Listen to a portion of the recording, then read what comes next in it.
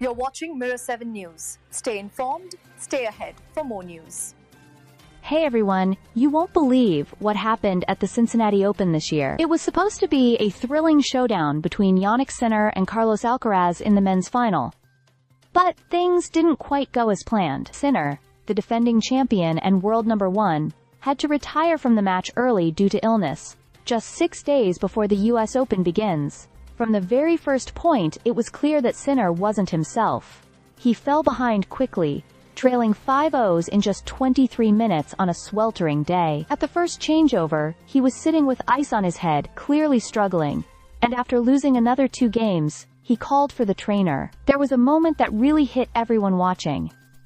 He apologized to the umpire and the officials, looking tearful, and said he felt really bad for disappointing the fans. After sharing a brief hug with Alcaraz, Sinner raised his hands to the crowd in apology before retreating to his seat, hiding his head in a towel.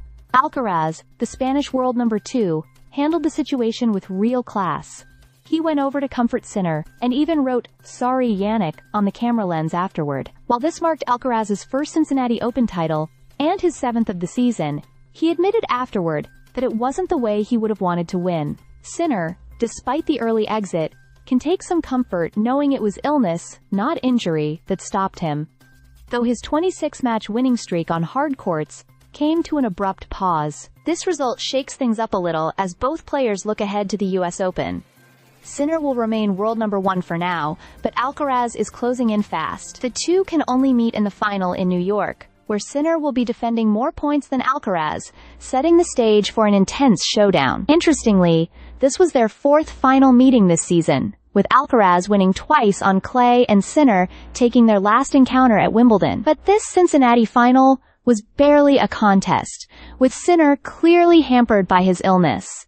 Meanwhile, the tournament had its share of drama beyond just the final. Several players retired or withdrew because of exhaustion, injury, or illness, largely influenced by the hot, humid conditions and the looming US Open. One of the most remarkable stories came from a qualifier, Terrence at Maine, who entered ranked 136th, but made it all the way to the semifinals, taking out top 10 players along the way. His rise to number 69 in the rankings after this tournament has been nothing short of spectacular.